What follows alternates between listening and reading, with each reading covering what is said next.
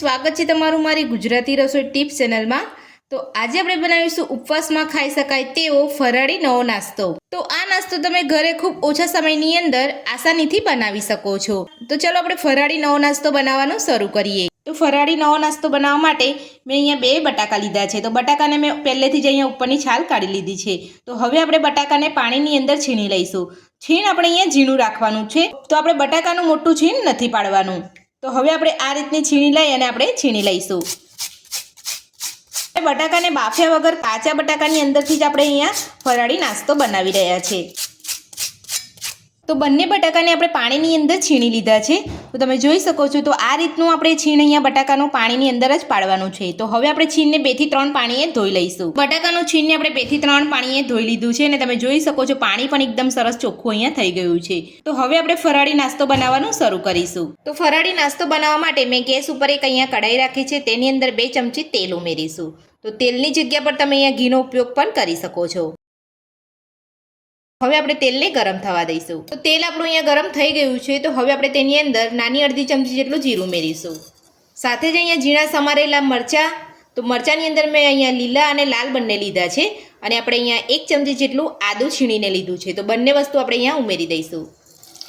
તો મરચાંનું પ્રમાણ તમે તમારા ટેસ્ટ પ્રમાણે વધુ કે ઓછું કરી શકો છો। સાથે જ 1 ચમચી સફેદ તલ ઉમેરીશું।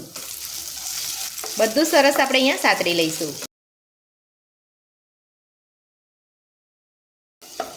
તો બધું જ અહીંયા સરસ રીતે સતળાઈ ગયું છે। તો હવે આપણે તેની અંદર 1 મોટી વાટકી જેટલું પાણી ઉમેરીશું।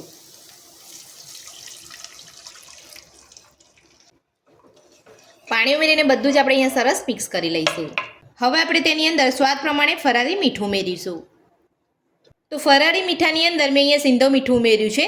તો હવે આપણે બધું સરસ મિક્સ કરી લઈશું અને સાથે જ આપણે ઝીણા સમારેલા લીલા ધાણા ઉમેરી દઈશું।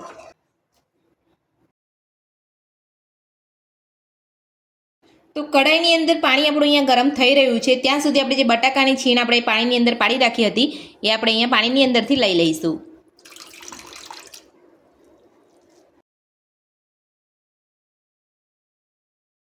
તો બધું જ છીણને આપણે પાણીની અંદરથી કાઢી લીધું છે। તો હવે આપણે કઢાઈની અંદર બધું છીણ ઉમેરી દઈશું। છીણ ઉમેરીને બધું સરસ આપણે મિક્સ કરી લઈશું। પાણી સાથે હવે આપણે છીણને કૂક થવા દઈશું। તો બટાકાનું છીણ આપણું કૂક થઈ રહ્યું છે ત્યાં સુધી 1 વાટકી આપણે અહીંયા મોરૈયો લીધો છે। તો આપણે મિક્સર જારની અંદર લઈ અને દળી લઈશું। તો આપણે એકદમ ફાઇન પાવડર નથી કરવાનો। તો મોરૈયો આપણે અહીંયા સરસ રીતે પીસી લીધો છે। તો હવે આપણે ચેક કરી લઈશું। તો તમે જોઈ શકો છો આ જ રીતે તમારે અહીંયા પીસવાનું છે। વધારે આપણે અહીંયા એકદમ પાવડર નથી કરવાનો। તો આ રીતે તમારે અહીંયા દરદરું પીસવાનું છે। તો હવે આપણે જે પીસીને રાખ્યો છે મોરૈયો તેને આપણે કઢાઈની અંદર થોડો થોડો ઉમેરતા જઈ અને મિક્સ કરી લઈશું અને મોરૈયાને પણ સરસ કૂક કરી લઈશું।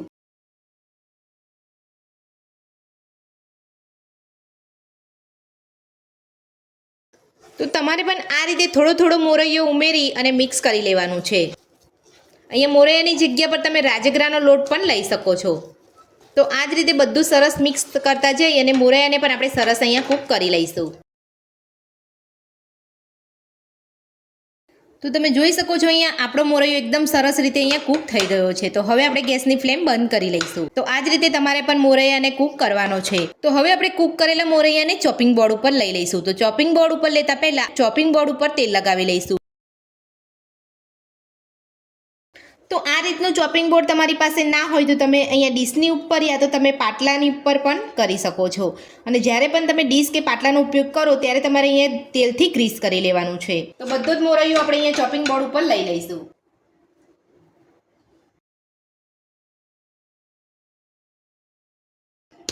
આ રીતે આપણે અહીંયા એને ચોરસ આકાર આપી દઈશું। તો આ રીતે વણતા પહેલા તમારે અહીંયા વેલણ ઉપર તેલ લગાવી લેવાનું છે। તો હવે આપણે હળવા હાથે નાસ્તાને વણી લઈશું।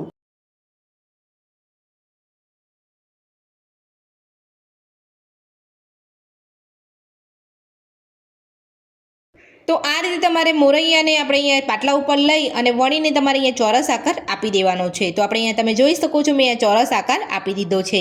તો હવે આપણે તેને ઠંડુ થવા દઈશું। તો મોરૈયો આપણો અહીંયા સરસ રીતે ઠંડો થઈ ગયો છે। તો હવે આપણે કટ કરી લઈશું। તો આ નાસ્તાને તમે અહીંયા જે રીતે આકાર આપીને કટ કરવા માંગતા હોય એ રીતે તમે અહીંયા કટ કરી શકો છો। તો અહીંયા હું નાસ્તાનો ત્રિકોણ આકાર આપી રહી છું. તમે ચોરસ આકાર આપવા માંગતા હોય તો તમે ચોરસ આકાર પણ આપી શકો છો.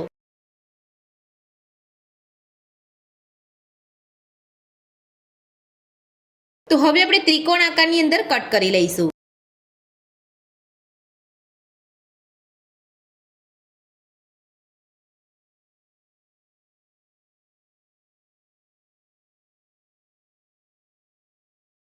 તો નાસ્તાનો આપણે અહીંયા ત્રિકોણ આકાર આપી દીધો છે. તો હવે આપણે અલગ કરી લઈશું.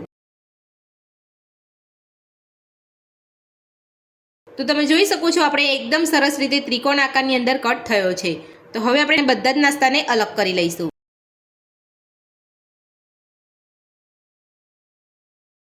બધા જ નાસ્તાને આપણે અહીંયા કટ કરી અને અલગ કરી લીધો છે. તમે અહીંયા જોઈ શકો છો બધા જ નાસ્તાનો અહીંયા સરસ ત્રિકોણ આકાર આવી ગયો છે.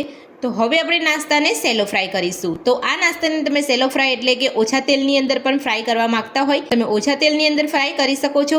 અને જો તમે નાસ્તાને તળવા માંગતા હોય તો તમે આ નાસ્તો તળી પણ શકો છો.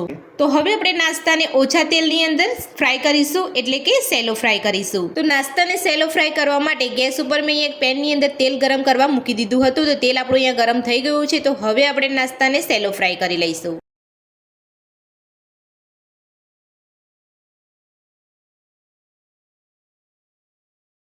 તો જ્યારે પણ તમે નાસ્તાને આ રીતે અહીંયા સેલો ફ્રાય કરો છો તો તમારે ગેસની ફ્લેમ અહીંયા ફૂલ જ રાખવાની છે. અહીંયા મીડિયમ ગેસ ઉપર તમારે અહીંયા સેલો ફ્રાય નથી કરવાનું. તમે જોઈ શકો છો અહીંયા બબલ્સ અહીંયા થવા લાગ્યા છે. તો બબલ્સ આપણા ઓછા થાય એટલે આપણે નાસ્તાને પલટાવી લઈશું. તો તમે અહીંયા જોઈ શકો છો નાસ્તાની અંદર બબલ્સ ઓછા થઈ ગયા છે. તો હવે આપણે પલટાવી લઈશું. તો હવે આપણે બીજી બાજુ પણ નાસ્તાને ફ્રાય કરી લઈશું.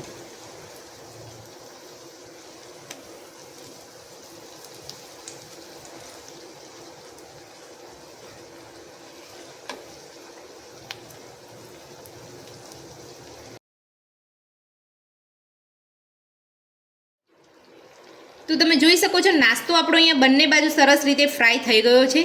તો હવે આપણે નાસ્તાને કાઢી લઈશું. અને આ જ રીતે આપણે બધા જ નાસ્તાને સેલો ફ્રાય કરી લઈશું. આનાથી ઓછા તેલની અંદર તમે ફ્રાય કરવા માંગતા હોય તો તમે એ રીતે પણ કરી શકો છો. તો તમે જોઈ શકો છો એકદમ સરસ અહીંયા ક્રિસ્પી નાસ્તો બનીને આપણો અહીંયા તૈયાર થયો છે. તો હવે આપણે આ જ રીતે બધા જ નાસ્તાને સેલો ફ્રાય કરી લઈશું. તો ક્રિસ્પી અને સોફ્ટ આપણો ફરારી નાસ્તો બનીને તૈયાર છે. તો તમે અહીંયા જોઈ શકો છો એકદમ સરસ અવાજ પણ આવી રહ્યો છે. અંદરથી સોફ્ટ બન્યો છે. ફરારી નાસ્તો બનાવવાની આ રીત તમને મારી કેવી લાગી મને કોમેન્ટ બોક્સમાં જરૂરથી જણાવજો. આજની રેસીપી પસંદ આવી હોય તો વિડીયોને લાઇક કરજો, ચેનલને સબસ્ક્રાઇબ કરજો, તમારા મિત્રોને જરૂરથી શેર કરજો. Thank you.